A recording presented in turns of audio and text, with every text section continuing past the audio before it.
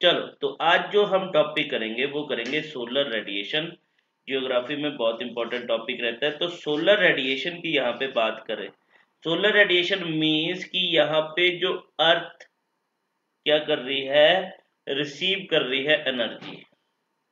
कि जो energy receive की जा रही है बाय द अर्थ, कहाँ से करेगी?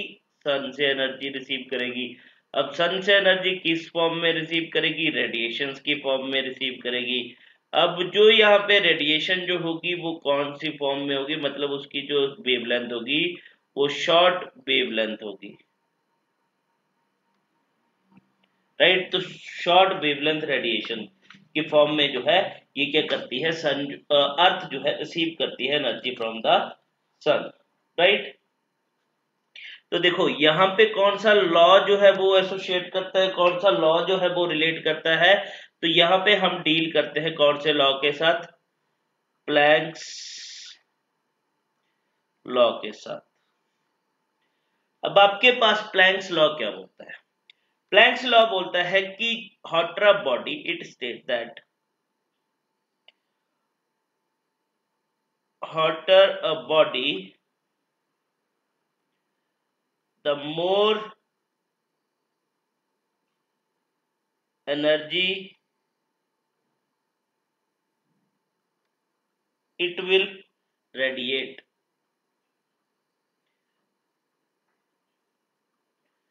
मतलब जितनी ज्यादा एनर्जी होगी, सॉरी, जितनी ज्यादा हॉट बॉडी होगी वो उतनी ही ज्यादा एनर्जी जो है रेडिएट करेगी।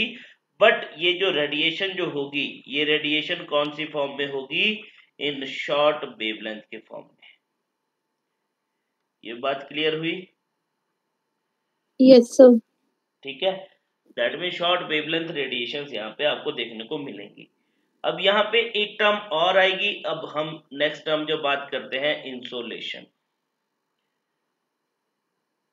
इंसोलेशन किसको बोला जाता है? देखो हमने क्या बोला कि अर्थ जो है वो रिसीव करती है एनर्जी फ्रॉम द सन, ठीक है।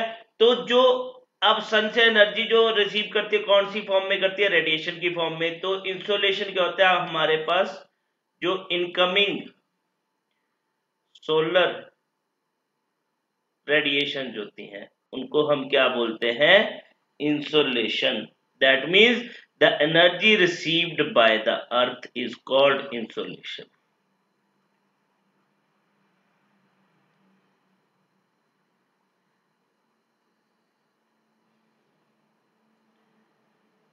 बात क्लियर? चलो, अगर मैं ऑन एन एवरेज बात करूं तो अर्थ जो रिसीव करती है एनर्जी, अर्थ जो एनर्जी रिसीव करती है आपके पास वो 1.94 कैलोरीज पर सेंटीमीटर स्क्वायर एनर्जी जो है वो रिसीव करती है पर मिनट में, ठीक है।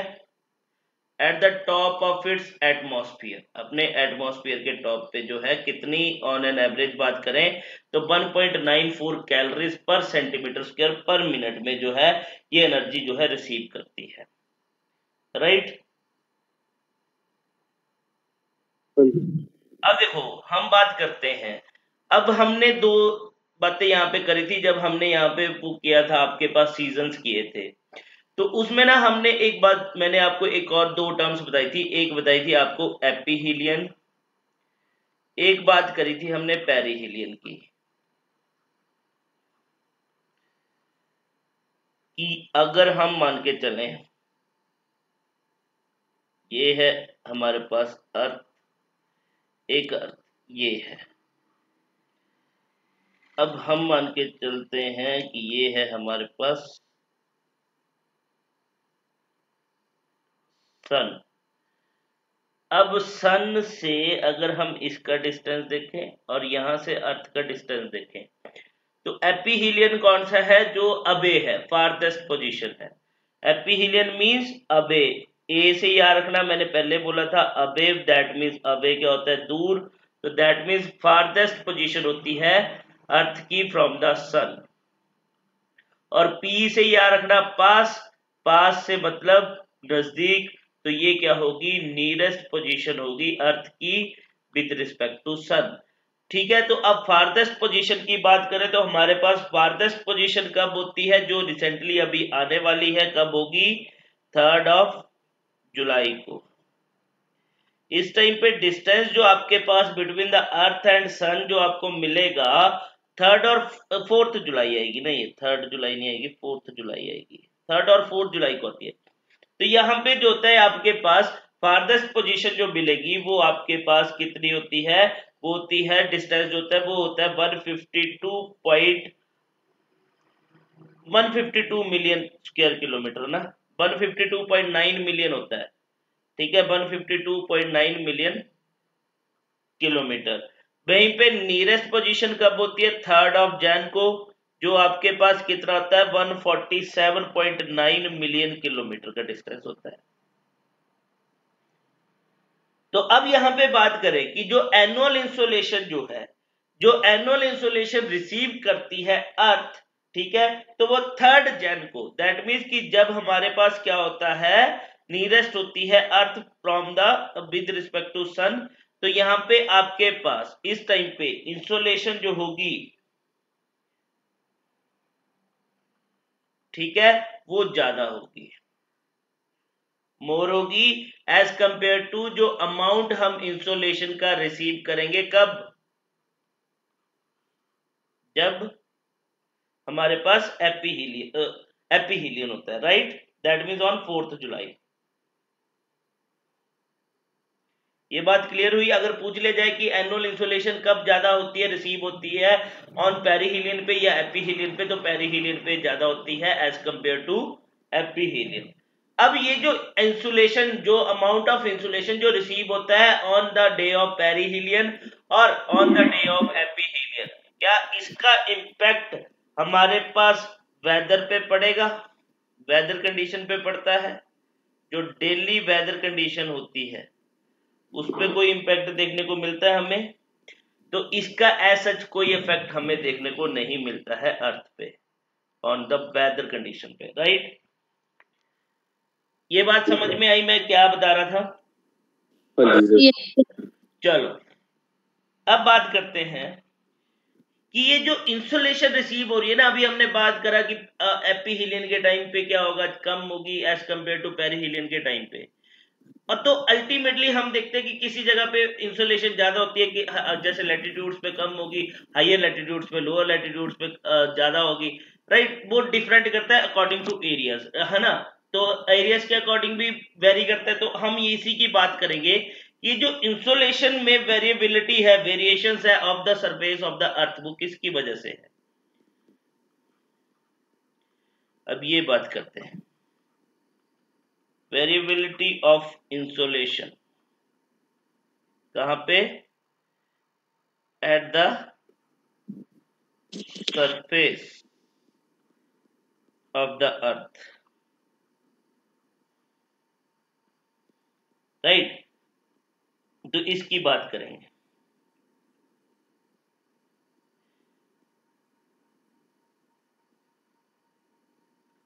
अब देखो यहां पे जो फैक्टर्स रिस्पॉन्सिबल होते हैं, सबसे पहला फैक्टर हमारे पास रहता है rotation of earth on its axis, rotation of earth on its axis,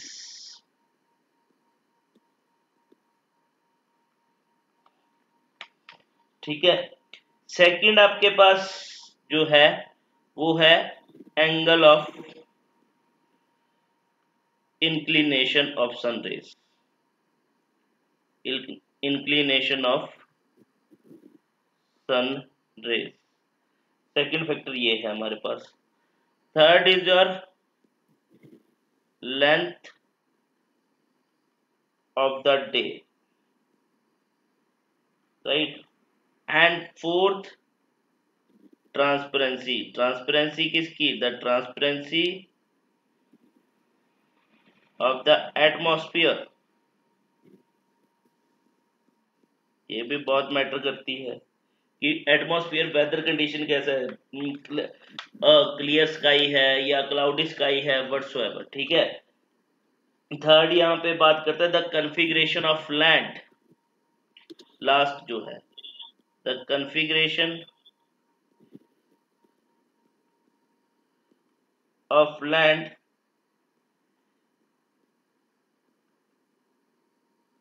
in terms of its aspect, right. तो ये बात होती है। अब देखो यहाँ पे मेन डिस्कस करते हैं कि क्या है क्या नहीं है।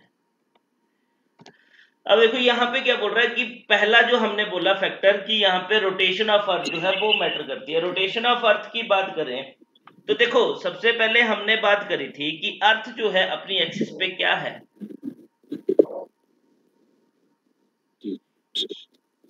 चलो फिर से बनाते हैं।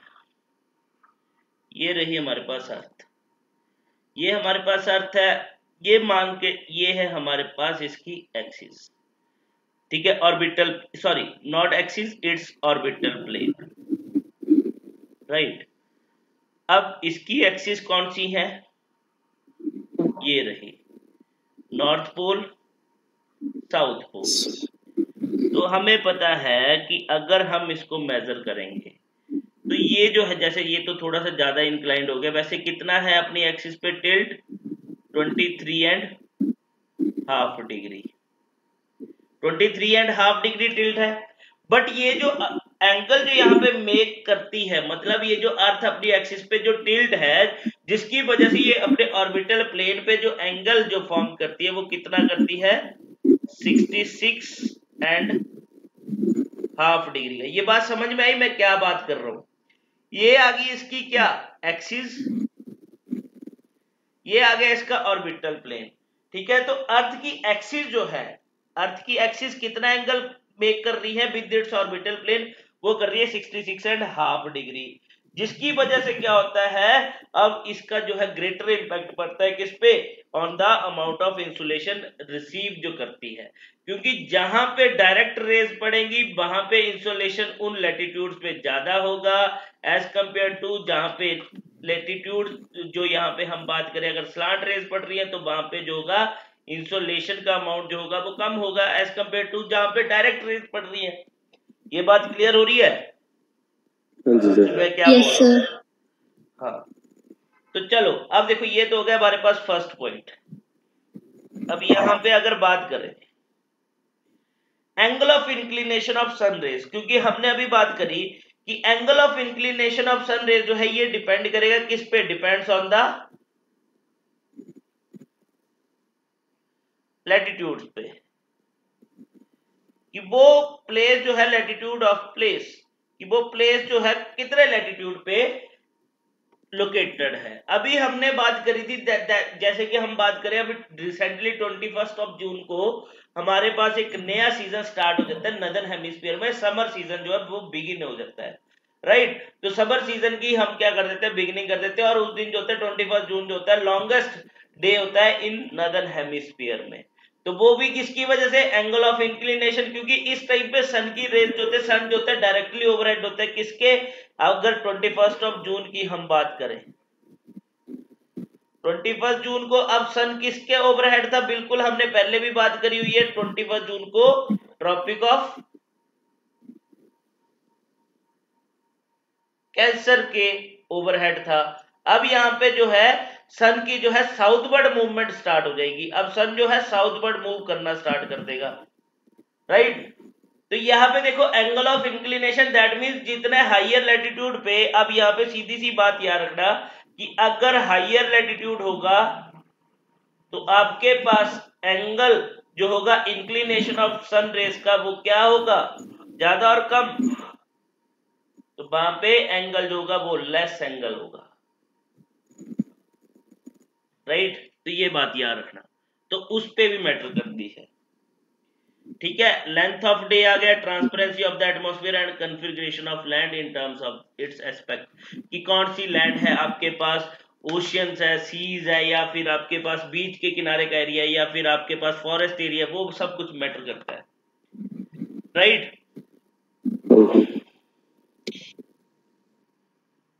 हाँ देखो इसमें एक और बात समझना, अगर हाईएस्ट लैटिट्यूड है तो लेस एंगल होगा, दैट मीन्स लेस इंक्लिनेशन होगी, तो अल्टीमेटली यहाँ पे क्या होगा, रिजल्ट इन यहाँ पे जो रेज होंगी वो कौन सी रेज होंगी, स्लांट रेज आपके पास होंगी, राइट। हाँ अब देखो,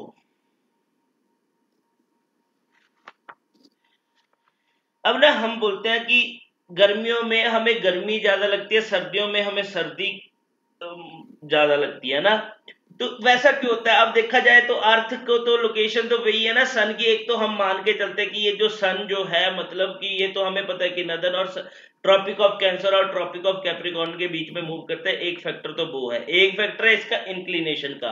अब हम बात कर रहे हैं कि इंक्लिन जितना ज्यादा मतलब अगर लेस इंक्लिनेशन है तो आपके पास क्या होगा, यहाँ पे स्लांट रेज होगी, यही बात बोली। अगर स्लांट रेज है तो देखो अब हमारे पास दो टाइप्स ऑफ रेज आ गई, एक रेज आ गई हमारे पास वर्टिकल रेज। वर्टिकल रेज मतलब कि जो आपके बिल्कुल डायरेक्टली ओवरहेड रेज होंगी। एक आपके पास आ गई, मान लो ये हमारे पास अर्थ है, ये हमारा सन है, इस पोजीशन पे पड़ रही है वर्टिकल रेज, अब यहां पे पड़ रही है स्लांट रेज, ठीक है। तो अब वर्टिकल रेज और स्लांट रेज के केस में अगर हम बात करें तो कौन सी रेज जो है वो एरिया ज्यादा कवर करती है, कौन सी रेज जो है वो एरिया ज्यादा कवर करेंगी या कम कवर करेगी, कौन सी रेज जो है एरिया ज्यादा कवर करेंगी, ये बताओ, स्लांट रेज और वर्टिकल रेज। सर जो वर्टिकल रेज में भी वो कम एरिया कवर करेंगी।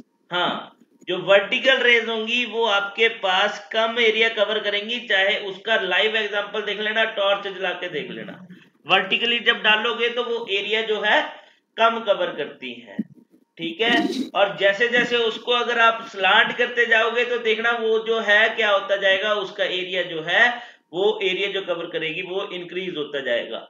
तो ऑलवेज रिमेंबर कि जो आपके पास वर्टिकल रेज होंगी वो जो लेस एरिया कवर करेंगी as compare to slant raise.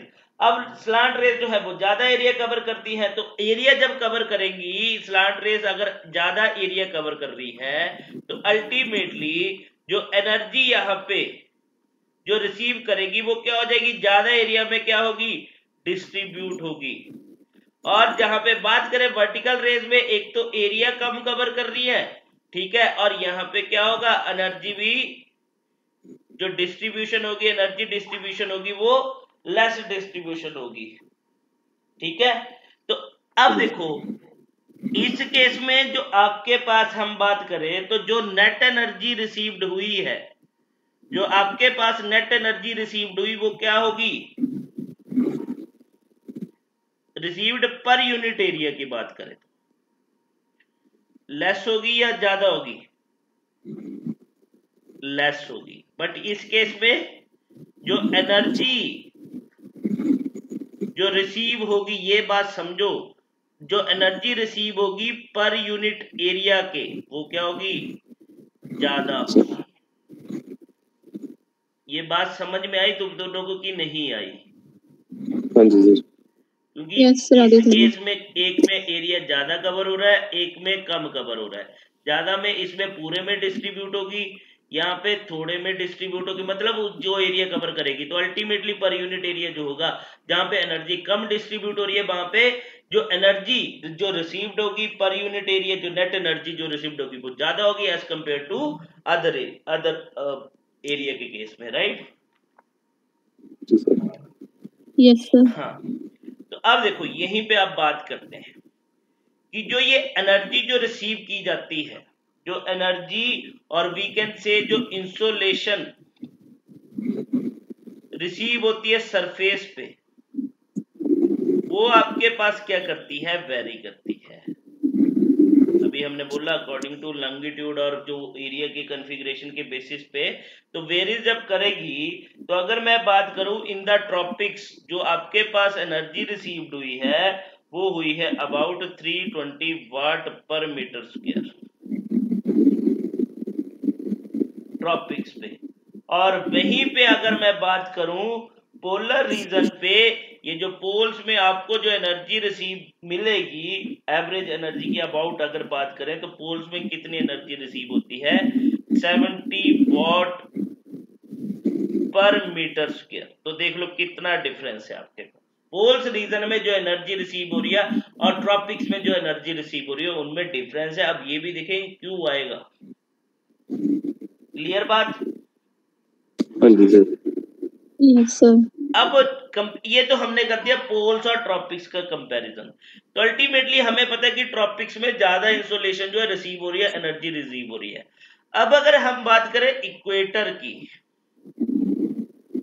और ट्रॉपिक्स की, तो किस में एनर्जी ज्यादा रिसीव होगी और इंसोलेशन जो है कहां पे ज्यादा होगी, कहां पे कम होगी? सोचो। अगर हम बात कर रहे हैं ट्रॉपिक्स एंड इक्वेटर की, तो इंसोलेशन किस में ज्यादा होगी, इक्वेटर में और ट्रॉपिक्स में? अब यहाँ पे थोड़ा सा कंफ्यूजिंग। हाँ, इक्वेटर्स पे होगी क्योंकि वहां पे वर्टिकल रेज होगी, तो वहां पे ज्यादा वर्टिकल रेज होगी। ओके ठीक है। साहिल तेरे को क्या लगता है? सर इक्वेटर में ही होगी। हाँ तुम्हें ठीक लग रहा है। अगर मैं पहली बार पढ़ता तो मैं भी यहाँ पे यही बोलता कि इक्वेटर पे होगी, बट जो ट्रॉपिक्स जो है वो क्या करेंगे, मोर इंसोलेशन रिसीव करते हैं एज कंपेयर टू इक्वेटर। इसके पीछे रीजन क्या है, क्योंकि इक्वेटर वाले रीजन में मोस्ट ऑफ द रीजन जो होता है यहाँ पे आपके पास क्लाउड्स रहते हैं। इक्वेटर में आप देखना बहुत ज्यादा बारिश होती है, इक्वेटर वाले रीजन में बारिश सबसे ज्यादा यहीं पे होती है। तो ये जो क्लाउड्स होते हैं ना, इन क्लाउड्स की वजह से ये क्या कर देते हैं, जो एनर्जी आएगी, जो रेडिएशन आएगी, उनको वहीं से रेडिएट बैक कर देते हैं।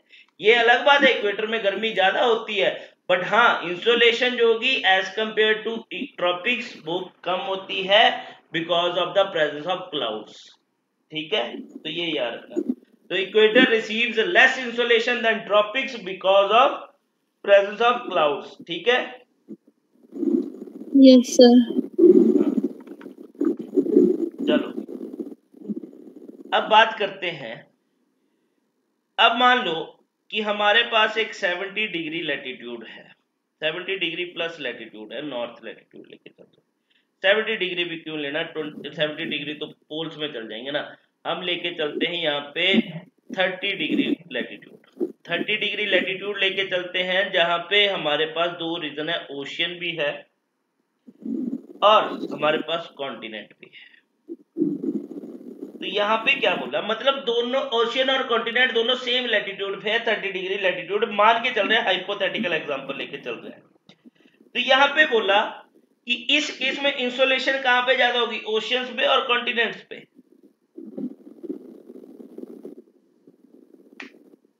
ओशियंस पे और कॉन्टिनेंट्स पे? ओशियंस पे और कॉन्टिनेंट्स पे सोचो।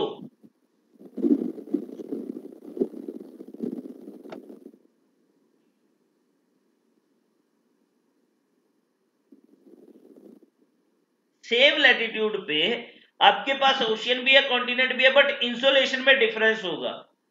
इंसोलेशन एक ज्यादा रिसीव करेगा, एक कम रिसीव करेगा।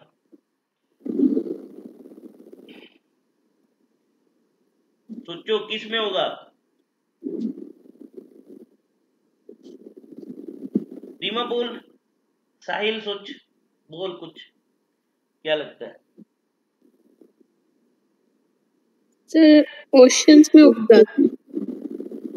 ओशियंस में होगा, क्यों होगा?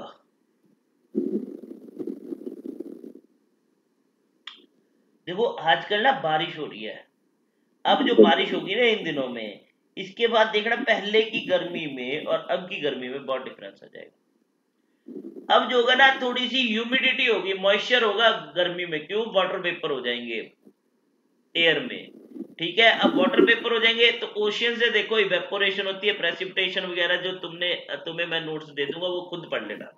इवेपोरेशन क्या होता है, फिर ठीक है प्रेसिपिटेशन, ड्यूज क्या होता है, ड्यू क्या होता है, स्मोक क्या होता है, फोग क्या होता है, वो तुम खुद पढ़ लोगे, वो इजी है पढ़ना। तो ओशियन से यहाँ पे क्या होगा मेरी बहन, इवेपोरेशन होगी वाटर की, वाटर वेपर्स की इवेपोरेशन जब होगी तो अल्टीमेटली वहां पे क्या होगा, क्लाउड्स फॉर्म होंगे। ठीक है, तो ओशियंस के ऊपर क्या होता है, क्लाउड्स की फॉर्मेशन होती है। अब मोस्ट ऑफ द क्लाउड्स होंगे तो यहाँ पे क्या होगा, क्लाउड्स क्या करेंगे, उस रेडिएशंस को इंसोलेट मतलब जो सन से रेडिएशंस आएंगी उनको क्या कर देगा, रिफ्लेक्ट बैक कर देगा। तो अल्टीमेटली कॉन्टिनेंट जो है ऑन द सेम लैटिट्यूड पे रिसीव करेगा मोर इंसोलेशन देन किससे, ओशन से। ओशियन से। क्लियर बात, चलो ये देखो है, तुम अब क्लियर हुआ ना डाउट कि ओशियन से क्यों, हाँ हम बोल सकते हैं ना कि ओशियन के पास ज्यादा गर्मी होती है। अब ज्यादा गर्मी क्यों होती है, क्योंकि वहां पे मॉइस्चर ज्यादा होता है as compare to continental area. वहां पे हमें अगर हम नॉर्मल टेम्परेचर के केस में जाएंगे ना, बारिश नहीं होगी। अब जहां पे अगर हम जाएंगे तो वहां पे नॉर्मल मतलब मॉइस्चर नहीं होगा गर्मी में, बट जैसे हम सी के पास जाएंगे तो वहां पे हमें मॉइस्चर, उधर बड़ी गंदी जैसी गर्मी लगती है जिससे हमें इचिंग और इरिटेशन ही होने लगती है। राइट, तो वो किसकी वजह से, क्योंकि वहां पे वाटर वेपर का कंटेंट ज्यादा हो जाता है। राइट, अब देखो, अब जैसे इंसुलेशन आई, मतलब इंसुलेशन जो रिसीव की अर्थ ने, इंसुलेशन जो रिसीव की अर्थ ने, अब अर्थ सरफेस क्या हो गया, अर्थ सरफेस हीट हो गया। अब ये जो हीट हो गया तो अल्टीमेटली ये क्या करेगा, अब इसको रिफ्लेक्ट बैक करना स्टार्ट करेगा। मतलब ये अपने साथ अर्थ सरफेस के साथ जो एटमॉस्फेरिक लेयर्स है, अब उसमें उस हीट को ट्रांसफर करना स्टार्ट कर देगा। ठीक है, अब वो मतलब उनको जो है ट्रांसफर करना स्टार्ट कर देगा। और वीकेंड से ये जो अब सरफेस जो रिटर्न करेगा, रिफ्लेक्ट करेगा इस हीट को, जो इंसोलेशन इसने रिसीव की है, इसको क्या बोलेंगे हम, लॉन्ग वेव रेडिएशन। देखो सॉरी, हाँ लॉन्ग वेव रेडिएशन। आपके पास दो टाइप्स ऑफ रेडिएशन होती हैं, एक आपके पास होती है शॉर्ट वेव रेडिएशन और एक आपके पास होती है लॉन्ग वेव रेडिएशन। ठीक है, लॉन्ग वेव रेडिएशन को एक और रेडिएशन बोलते हैं टेरेस्ट्रियल रेडिएशन भी बोलते हैं। टेरेस्ट्रियल रेडिएशन क्यों, क्योंकि ये हम क्या कर रहे हैं, अर्थ की टेरिटरी से वापस कर रहे हैं किसको, सन को। टेरेस्ट्रियल रेडिएशन, ये बात क्लियर हुई? Yes sir. हाँ, देखो अब देखो, जो अर्थ मतलब ये हीट हुई, जो लैंड हमारे पास हीट हुई, जो सन से एनर्जी आई, उसके बाद वो अपने अपर लेयर को, अपर एटमॉस्फेयर को भी क्या करेगी, अपर लेयर जो है, जो भी उसके कांटेक्ट में आएगी उसको भी हीट करती जाएगी। अब जैसे ही उसने क्या किया, लैंड ने अपर लेयर को हीट किया, तो उसको हम क्या बोल देते हैं, प्रोसेस को कंडक्शन प्रोसेस बोल देते हैं। मतलब इसने सिर्फ अपनी अपर लेयर को क्या किया, हीट कर दिया। अब कंडक्शन प्रोसेस क्या होता है, कंडक्शन कहां पे होगा, कंडक्शन उस प्लेस पे होगा जहां पे आपके पास दो बॉडीज होंगी, दो ऑब्जेक्ट्स होंगे, object number 1 and object number 2।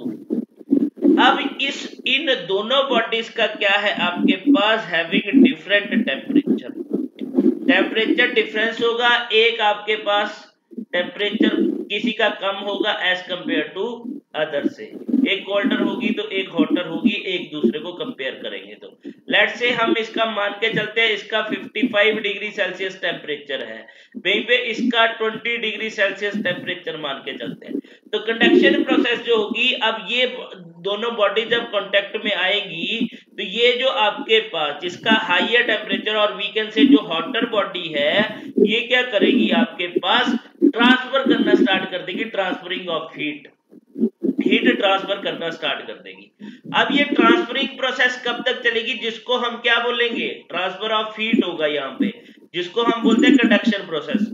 अब ये कंडक्शन प्रोसेस कब तक कंटिन्यू रहेगी, जब तक जो है दोनों बॉडीज जो है वो गेन नहीं कर लेती सेम टेम्परेचर। मतलब जब तक दोनों बॉडीज का सेम टेम्परेचर नहीं हो जाएगा तब तक जो है ये कंडक्शन प्रोसेस नहीं रुकेगी। जैसे सेम टेम्परेचर ऑक्यूपाई हो गया वैसे ये कंडक्शन प्रोसेस जो है एंड हो जाएगी।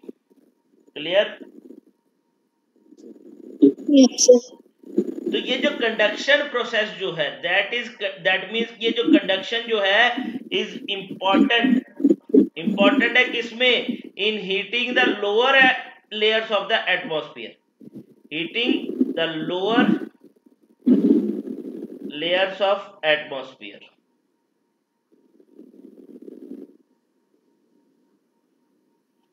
बात क्लियर? अब तो देखो Yes, ये sir. हो गया। अब देखो आपसे दो क्वेश्चन पूछ सकते हैं कि जैसे ही लैंड हमारे पास हीट होती है उसके साथ में जो अपर लेयर होती है, ठीक है, उसके अपर लेयर के कांटेक्ट, जैसे मतलब वो लैंड जो है जो हीट हुई है और अपर लेयर के कांटेक्ट में आएगी तो कौन सी प्रोसेस लगती है, तो वहां पे लगती है हमारे पास कंडक्शन प्रोसेस। अगर आप पूछ लिया जाए कि वो कौन सी प्रोसेस है जिसके थ्रू हम क्या करते हैं, वर्टिकल, मतलब हमने यहाँ पे वर्टिकल हीटिंग ऑफ एटमॉस्फेयर की बात करेंगे। जब vertical heating of atmosphere, vertical heating का मतलब क्या हो गया, देखो या तो दो मूवमेंट्स होगी, है ना, या तो अप एंड डाउन होगी, ठीक है, या फिर ईस्ट टू वेस्ट बोल लो, जो भी बोलो। अब अप डाउन को हम किस नाम से जानते हैं, ये होती है हमारे पास वर्टिकल मूवमेंट, और जो साइड टू साइड होती है उसको हम बोलते हैं हॉरिजॉन्टल मूवमेंट। दैट मीन्स अब हम बात कर रहे हैं कौन सी हीटिंग की, vertical heating of atmosphere. That means atmospheric layer जो हमने बात करी थी, troposphere, stratosphere, mesosphere, thermosphere, ionosphere और एक्सोस्फियर, है ना। अब इस प्रोसेस को क्या बोलेंगे, देखो कि जो एयर जो थी जैसे लैंड के साथ आएगी, मतलब लैंड जो थी गर्म थी तो अल्टीमेटली उसके साथ जो एयर कांटेक्ट में आएगी वो भी क्या हो जाएगी, वार्म हो जाएगी। तो वो भी वार्म जब हो जाएगी तो अल्टीमेटली जब हॉट एयर होगी तो वो क्या करना स्टार्ट करेगी, एक्सपैंड करना स्टार्ट करेगी और वो ऊपर की तरफ राइज करना स्टार्ट कर देगी। अब जैसे ही वो राइज करेगी तो अल्टीमेटली वो अपर एयर के साथ भी कांटेक्ट करेगी, है ना। अपर एयर के साथ भी कांटेक्ट में आएगी तो अल्टीमेटली उसको भी क्या करेगी, वो उसके अकॉर्डिंग जो है मैनेज करेगी, अपने टेम्परेचर के अकॉर्डिंग जो है उसमें चेंजेस करेगी, राइट। तो यहाँ पे इस प्रोसेस को हम क्या बोलते हैं, the process of vertical heating of atmosphere is called convection. तो इसको हम क्या नाम देते हैं, कन्वेक्शन।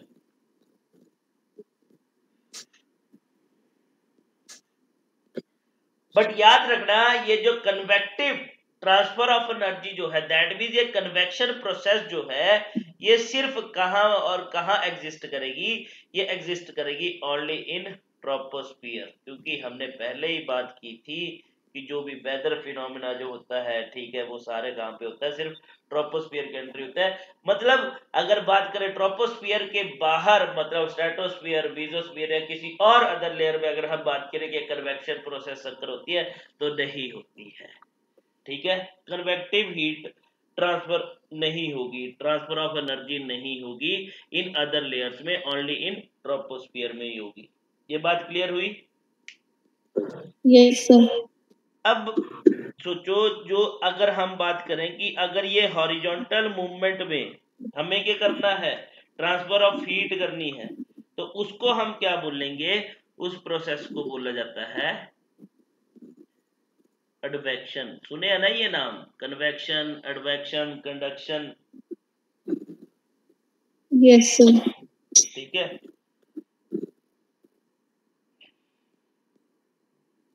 ठीक है, तो देखो एडवेक्शन जैसे हम फॉर एग्जांपल लू जो चलती है, तो वो तुम्हें पता ही है कि इंडिया में ये जो नॉर्थ पार्ट है, दिल्ली, ये जो हमारा नॉर्थ रीजन है, हिमाचल, यहाँ पे सब जगह पे क्या चलते हैं, पंजाब रीजन में, हरियाणा रीजन में लू चलती है, तो ये क्या है, एडवेक्शन है, ठीक है। एडवेक्शन मतलब ये अगर दिल्ली से चलती आ रही तो दिल्ली से अगर मान लो पंजाब में आ गई तो पंजाब के साथ जो भी एयर कांटेक्ट में आएगी उसको भी ट्रांसफर करती जाएगी उसी में, मतलब ये जो है ट्रांसफर ऑफ हीट हो रही है, ठीक है, तो उसको हम लू बोल देंगे, ठीक है। तो ये लू भी किसका आउटकम है, आउटकम है एडवेक्शन प्रोसेस का, ठीक है।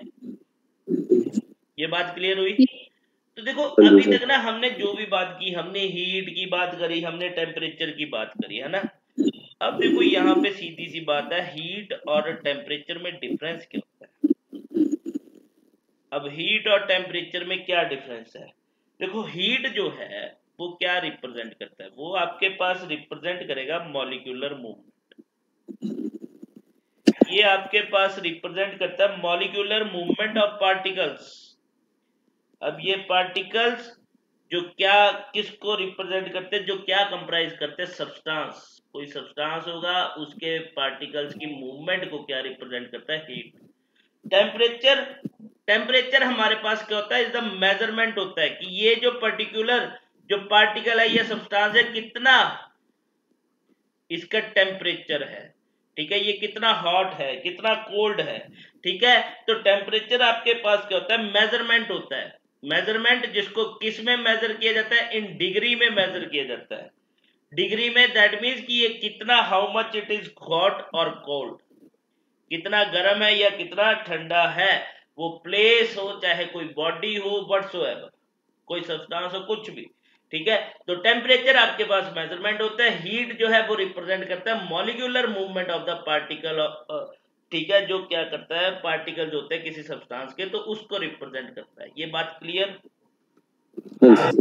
Yes sir.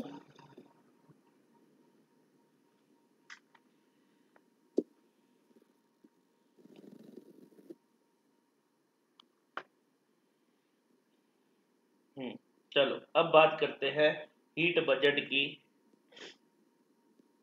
हीट बजट की बात करेंगे।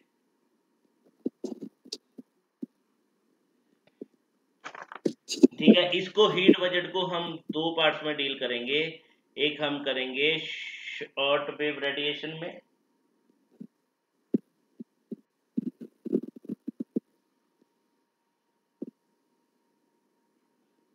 एंड एक हम करेंगे लॉन्ग वेव रेडिएशन में। इसी में करेंगे शॉर्ट वेव रेडिएशन, जिसको हम क्या बोलते हैं? सोलर रेडिएशन भी बोलते हैं, also called solar radiation. And इनको हम बोलते हैं टेरेस्ट्रियल रेडिएशन। ठीक है, तो ये होता है। चलो पहले हम बात करते हैं शॉर्ट वेव रेडिएशन। अब ये समझना, सबसे पहले हम बात करेंगे यहाँ पे सोलर रेडिएशन की। ठीक है, अब देखो, सन से हमारे पास रेडिएशन आई, मतलब एनर्जी आई, इंसुलेशन आई, स्पेस लेके चलते हैं, स्पेस में आई। यहाँ पे हम मान, ये है कि 100% सोलर रेडिएशन जो है यहाँ पे स्पेस में है, मतलब जितना अमाउंट आया रेडिएशन का। अब स्पेस से देखो, अब ये एटमॉस्फेयर में आएंगी। अब हमारे एटमॉस्फेयर में मिलेगा क्लाउड्स। ठीक है, और ये हम अपनी मान के चलते हैं, ये है हमारा लैंड सरफेस। ठीक है, ये है हमारा सरफेस। अब स्पेस से जब रेडिएशन हमारे पास आ रही है, तो कुछ रेडिएशन आएगी क्लाउड्स में।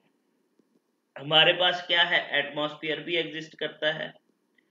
अब यहां से एटमॉस्फेयर में भी जाएंगी, और यहां से कुछ रेडिएशन होंगी जो डायरेक्ट कहां पे पहुंचेगी? आपके पास अर्थ सरफेस में पहुंचेगी। अब देखो, जो क्लाउड्स में आएंगी, अब क्लाउड्स ऐसा नहीं है कि सारी की सारी, अब क्लाउड्स के पास हम मान के चलते हैं कि यहाँ पे देखो टोटल हमारे पास आ गई, यहाँ पे चलो पहले, सबसे पहले हम मान के, यहाँ पे देखो जो रिसीव हो रही है हमारे पास +17 जो हमारे पास रिसीव हुई, एब्जॉर्ब की बाय अर्थ ने, ये रीच कर गई। बट जब ये यहां से आई, तो यहां पे आते आते -6 जो थी वो क्या हो चुकी थी? स्कैटर्ड कर दी थी, मतलब रेडिएट बैक कर दी थी। कहां पे? स्पेस में, रेडिएटेड बैक टू स्पेस। मतलब टोटल कितनी थी यहाँ पे? हमारे पास 25 यूनिट आ रही थी।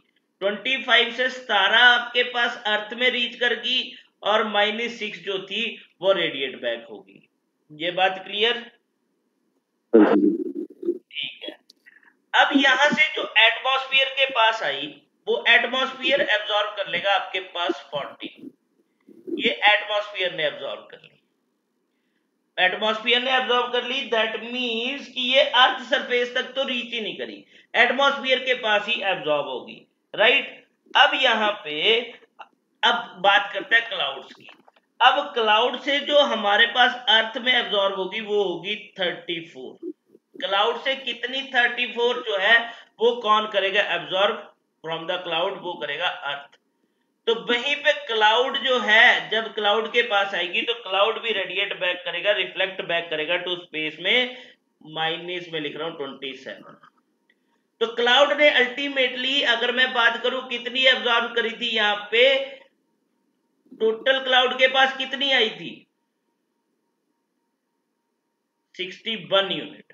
61 यूनिट क्लाउड के पास आई, जिसमें से 34 अर्थ के पास चली गई और 27 जो है उसने रेडिएट बैक कर दी, ठीक है। अब देखो जरा इसको काउंट करो, 61 और 25 कितना हो गया आपके पास 86, 86 और 14 100 टोटल कितना हो गया 100 है 100 हो गया ना। अब 100 हो गया, बट यहाँ पे थोड़ा सा देखो रिसीव कितनी हुई हमारे पास, ये तो हमारे पास हो गया टोटल 100। अब रिसीव जो हुई है हमारे पास 100 में से 34, 17 और एटमॉस्फेयर में 14, यही हुई है। 34 और 17 करो कितना हो गया हमारे पास 51 यूनिट जो है वो अर्थ ने रिसीव करी। 51 यूनिट अर्थ रिसीव करता है, वहीं पे 14 यूनिट एटमॉस्फेयर ने रिसीव करी। अब 14 यूनिट और 51 यूनिट की अगर बात करें तो टोटल रिसीव कितना हुआ है 4 1 5 और 5 1 6, 65 यूनिट जो है हमारे पास कितना हुआ है वो एब्जॉर्ब हुआ है टोटल। बट क्या हमारे पास टोटल रिफ्लेक्ट बैक जो है वो 35 यूनिट हुई है। यहाँ पे रिफ्लेक्ट बैक हमने कितना लिखा -27 एंड -6, है ना, यही लिखा। अब यहां से देखो यहाँ पे -2 जो है ये रिफ्लेक्ट बैक करता है कौन, जो snow and ice covered areas होते हैं अर्थ के। Snow and ice covered area जो है अर्थ, वहां से आपके पास कितनी रिफ्लेक्ट बैक हो जाएगी -2 यूनिट। अब टोटल 100 यूनिट हो गया।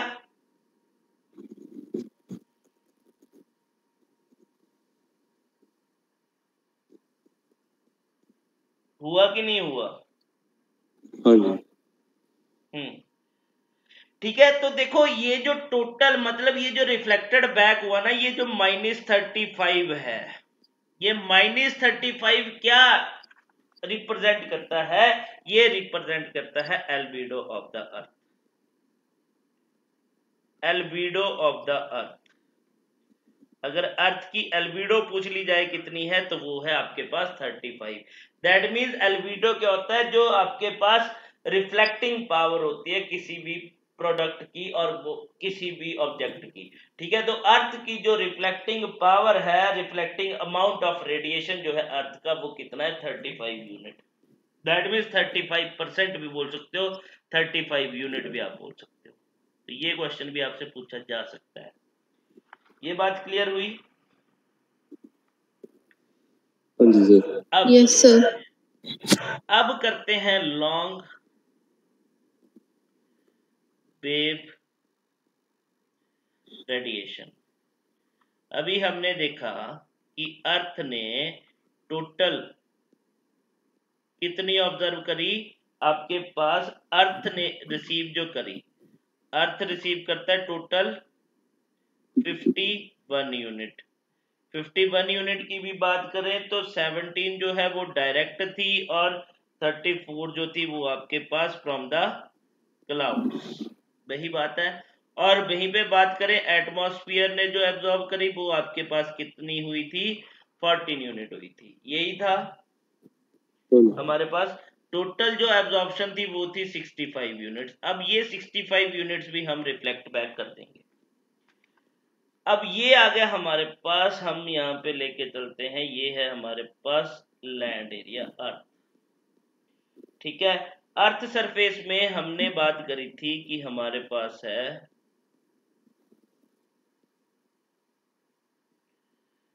51 यूनिट्स। अब 51 यूनिट्स की भी हम बात करें तो हमारे पास था 17 एंड 34, यही था। अब 17 यूनिट जो होंगी ये डायरेक्टली आपके पास क्या होगा, डायरेक्टली रिफ्लेक्ट बैक हो जाएंगी कहाँ पे, स्पेस में। ये हम मान के चलते हैं यहाँ पे है स्पेस। 17 जो है वो डायरेक्टली रिफ्लेक्ट बैक हो जाएंगी कहाँ पे, स्पेस में, ठीक है, रेडिएटर टू स्पेस डायरेक्टली। अब वहीं पे अगर बात करें 34 यूनिट की, तो अब ये 34 यूनिट जो है ये सबसे पहले जाएंगी कहाँ पे, इनको एब्जॉर्ब किया जाएगा बाय द एटमॉस्फेयर। अब ये 34 यूनिट जो है वो कौन एब्जॉर्ब कर लेगा, एटमॉस्फेयर एब्जॉर्ब कर लेगा। एटमॉस्फेयर ने एब्जॉर्ब करी, बट हमें पता है एटमॉस्फेयर ऑलरेडी उसने कितनी एब्जॉर्ब करी थी, 14 यूनिट। अब -14 वो पहले लेके चल रहा था, -34 इसने, और मतलब माइनस क्यों लगा रहे हैं, क्योंकि इसने एब्जॉर्ब कर ली, ठीक है, सॉरी एब्जॉर्ब के लिए हम प्लस लगाएंगे, ठीक है, रेडिएट के लिए हम माइनस लगाएंगे, ठीक है। तो अब टोटल एटमॉस्फेयर के पास कितनी होगी, 48 यूनिट होगी, इतनी हुई ना। अब देखो, अब ये 48 यूनिट जो है, अब यहां से 48 यूनिट डायरेक्टली कहां पे जाएगी, -48 जो है वो रेडिएट बैक होगी कहां पे, इनटू स्पेस।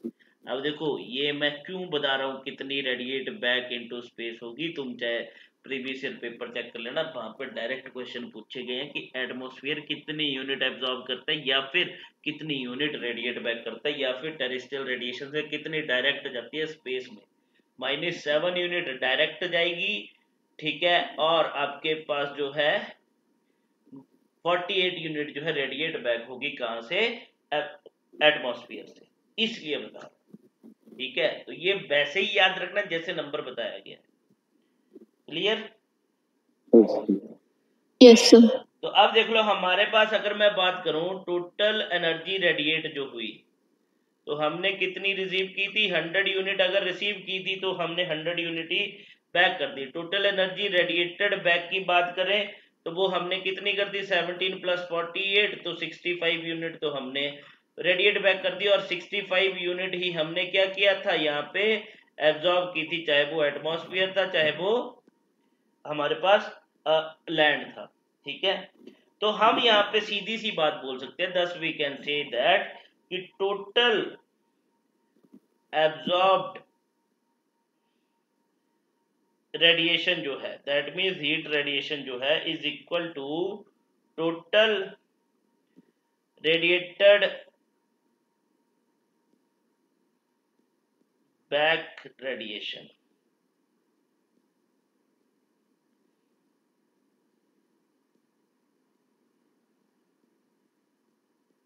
ठीक है। तो यही रीजन है कि ना तो हमारे पास अर्थ जो है ज्यादा वार्म होती है, ना ही ज्यादा कोल्ड होती है, ठीक है। तो यही इसके पीछे रीजन है, क्लियर बात, यस सर। अब इसमें कुछ और पॉइंट्स है जो हमें लिखने हैं। अब देखो यहाँ पे एक पॉइंट आपसे पूछ सकता है कि आइसोहल्स क्या होता है। अब फिर कल हम एटमॉस्फेरिक प्रेशर करेंगे, तो आइसोहल्स क्या होता है, देखो हमने क्या बोला कि अर्थ क्या करती है, रिसीव करती है energy in the form of radiation, ठीक है। अब अमाउंट ऑफ रेडिएशन पे डिपेंड करेगा कि वहां पे कितनी सनशाइन है, दैट मीन्स कि वहां पे कितनी एनर्जी जो है रिसीव हुई है। तो आइसोहल्स ना ये 2 पॉइंट्स होंगे, मतलब आइसोहल्स क्या होती है, लाइंस होती हैं, आइसोहल्स आर लाइंस, ये लाइंस होती हैं जो क्या शो करती हैं, दैट मीन्स ये लाइंस क्या करेंगी, कनेक्ट करेंगी, कनेक्टिंग लाइंस भी बोल सकते हैं, जो किसको कनेक्ट करेंगी, प्लेस को कनेक्ट करेंगी, place on the earth surface, जो क्या करते हैं, रिसीव करते हैं इक्वल अमाउंट ऑफ सनशाइन बोल लो, या फिर इक्वल अमाउंट ऑफ इंसुलेशन बोल लो, ठीक है। आइसोहल्स वो लाइंस होती हैं जो कनेक्ट करते हैं उन प्लेसेस को जो रिसीव करते हैं इक्वल अमाउंट ऑफ इंसोलेशन और इक्वल अमाउंट ऑफ सनशाइन। ये बात क्लियर हुई? हाँ जी सर। Yes sir. ठीक है। अब वहीं पे नेक्स्ट बात करते हैं आइसोथर्म्स की। अब यहाँ पे तुम्हें इसके नाम से समझ आ गया होगा कि मैं किसकी बात कर रहा हूँ। आइसो का मतलब देखो यहाँ पे हम लाइंस की बात करेंगे। आइसोथर्म्स भी लाइंस होती हैं ऑन द अर्थ सरफेस जो ज्वाइन करेंगी प्लेसेस को। अब इसमें क्या होगा सोचो, कौन से प्लेसेस को ज्वाइन करेगी? हैविंग इक्वल ही होगा दोनों के केस में। इक्वल क्या होगा? यहाँ पे थर्म्स की बात कर रहे हैं तो आपको पता ही होगा। थर्म्स मतलब थर्मल एनर्जी की अगर बात करें तो टेम्परेचर, हैविंग इक्वल टेम्परेचर होगा तो उन दो प्लेसेस को जब ज्वाइन करेंगे उस लाइन से तो उसको बोल दिया जाता है आइसोथर्म्स। जनरली ये जो आइसोथर्म्स लाइंस आपको मिलेंगी ये पैरेलल मिलेंगी आपको। पैरेलल किसके? Parallel to latitude. ठीक है।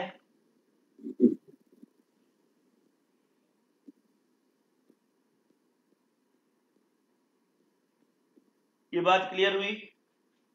हाँ जी सर। Yes sir. वहीं पे बात करते हैं स्पेसिफिक हीट की। अब स्पेसिफिक हीट क्या होता है आपके पास? स्पेसिफिक हीट मतलब यहाँ पे ये बात कर रहा है इज द एनर्जी रिक्वायरमेंट की, कि आपको कितनी एनर्जी की रिक्वायरमेंट है और कितने एनर्जी की नीड है जिसकी आप क्या कर सकते हो to raise the temperature of 1 gram of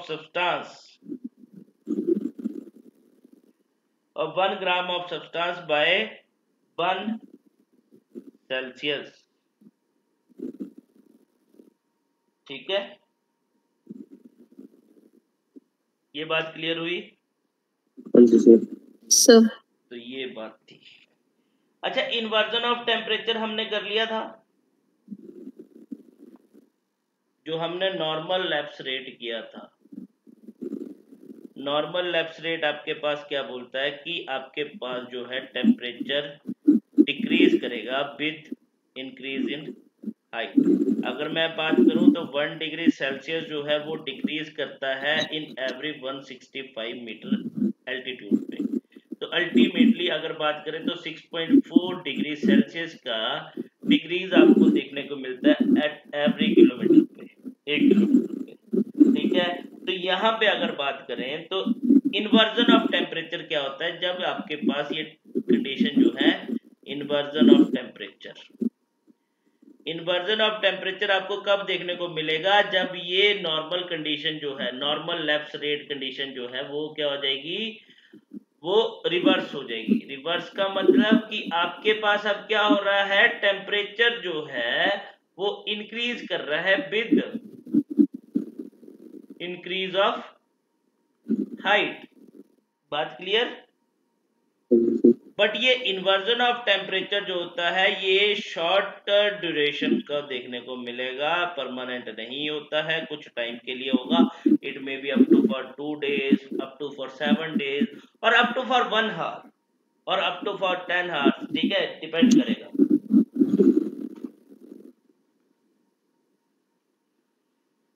ठीक है। अगर इसके इन्वर्जन ऑफ टेम्परेचर की बात करूं तो इन्वर्जन ऑफ टेम्परेचर का जो आपके पास सिम्टम जो रहेगा यहाँ पे, उस दिन क्या होगा? विंटर नाइट होगी। विंटर नाइट होगी। अब विंटर की नाइट आपको पता है कि क्या होती है? मेनली लॉन्ग होती है as compare to day. Long winter night होगी, बट उस दिन विंटर नाइट में क्या होगा? आपके पास बिल्कुल क्लियर स्काई होगा,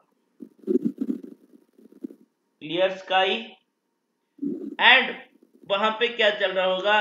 क्लियर स्काई के साथ साथ हवा भी चल रही होगी, सुनहरी सी हवा। और जब ये आपको सिग्निफिकेंस देखने को मिल जाए, अगर एक ही दिन में मतलब उस रात को अगर आप बोलोगे कि ठंडी हवा भी चल रही है, आसमान भी बहुत साफ है, ठीक है, स्काई बिल्कुल साफ है और यहाँ पे ठंड का मौसम भी है ना। आज मौसम बड़ा बेईमान है ना। तो वही बात होगी, तो उस दिन क्या होता है, आपके पास वो आइडियल कंडीशन होती है कि वहां पे इन्वर्जन ऑफ टेम्परेचर हो सकता है। दैट मीन्स कि विद रिस्पेक्ट टू हाइट जो है वो टेम्परेचर जो है वो भी इंक्रीज करेगा, है ना। क्लियर बात? Yes sir. अब देखो नॉर्मली क्या होता है, अब नॉर्मल डे में हम क्या करते हैं, यहाँ पे इंसोलेशन जो है अर्थ रिसीव करता है कि नहीं करता है, इंसोलेशन रिसीव होगी। अब जब नाइट आएगी ना, तो नाइट के टाइम पे अब जो रिसीव की गई है इंसोलेशन बाय द अर्थ पूरे डे में, उसको क्या करेगी, ये रेडिएट बैक करेगी। अब जब रेडिएट बैक करेगी तो एक टाइम होगा कि मतलब ये जो अर्थ पहले जो वार्म हुई थी अब वो कोल्ड हो जाएगी। क्यों? क्योंकि उसके बाद जितनी भी हीट थी उसने क्या कर दिया, वो रेडिएट बैक कर दी। तो हमें क्या होता है, फिर जो अर्ली मॉर्निंग हार्स होते हैं ना, अर्ली मॉर्निंग हार्स के टाइम पे तुम कभी भी देखना, सुबह के 5-6 बजे हम बोलते हैं ना, बड़ी ठंडी सी हवा चलती है, बड़ा अच्छा सा महसूस होता है मौसम। वो क्यों होता है? क्योंकि उस टाइम पे अर्थ ने जितनी भी एनर्जी लास्ट डे में जो भी रिसीव की होती है उसको क्या कर देता है, वो रिटर्न बैक कर देता है। और यहाँ पे अब क्या होता है, आपको जो अर्थ जो अपीयर होती है वो कोल्डर अपीयर होती है, ठीक है, कि जो अर्थ जो होगी वो कूलर होगी as compare to the air जो उसके अबव एयर है। बात क्लियर? हाँ जी सर। Yes sir. हाँ, और यहीं पे बात करें इन्वर्जन ऑफ टेम्परेचर की, तो इन्वर्जन ऑफ टेम्परेचर जो है ये कॉमन फिनोमिना आपको देखने को मिलता है in the polar region, right. ये हो, हाँ, और यहीं पे अगर इन्वर्जन ऑफ टेम्परेचर की बात करें तो ये हिल्स एंड माउंटेन रीजन पे भी हमें देखने को मिलता है। हिल्स एंड माउंटेन रीजन में क्यों देखने को मिलता है, यहाँ पे एक प्रोसेस होती है जिसको हम बोलते हैं एयर ड्रेनेज। एयर ड्रेनेज का मतलब कि देखो सीधी सी बात है, अब अर्थ जो है लाइक का वाटर एक्ट करेगी, जो कोल्डर एयर होगी माउंटेन से अब वो नीचे की तरफ मूव करना स्टार्ट कर देती है, स्लोप के थ्रू जो है मूव करना स्टार्ट कर देती है, और जो नीचे की लेयर जो होती है वहां पे वार्म एयर होती है, अब उसके कांटेक्ट में आ जाएगी और उसको क्या कर देगी, अब जो नीचे वाली जो लेयर्स है मतलब कोल्डर एयर तो अब ऊपर से आ गई, अब नीचे वाली लेयर के साथ जाके मिक्स हो जाएंगी और वहां पे मतलब जो हॉट एयर जो होगी उसको ऊपर की तरफ पुश करना स्टार्ट कर देगी। तो अल्टीमेटली यहाँ पे जो है कोल्ड एयर होती जाएगी, मतलब टेम्परेचर जो ठंडा होता जाएगा as compare to other layers के, ठीक है, अपर लेयर्स में, ठीक है। तो ये बात क्लियर हुई? हाँ जी सर। Yes sir. जो इसको बोलते हैं एयर ड्रेनेज, एयर ड्रेनेज, और एयर ड्रेनेज ही हमें प्रोटेक्ट करती है। दैट मीन्स ये प्रोटेक्ट करती है प्लांट्स को फ्रॉम फ्रॉस्ट डैमेजेस से, ठीक है, तो उसमें भी ये प्रोटेक्ट करती है। तो ये था आपके पास, ठीक है। तो कल हम करेंगे नेक्स्ट लेक्चर में एटमॉस्फेरिक प्रेशर, ठीक है। समझ में आया आज का जो टॉपिक किया हमने? हाँ जी यस। सर। चलो ठीक है, so that's all for today, thank you.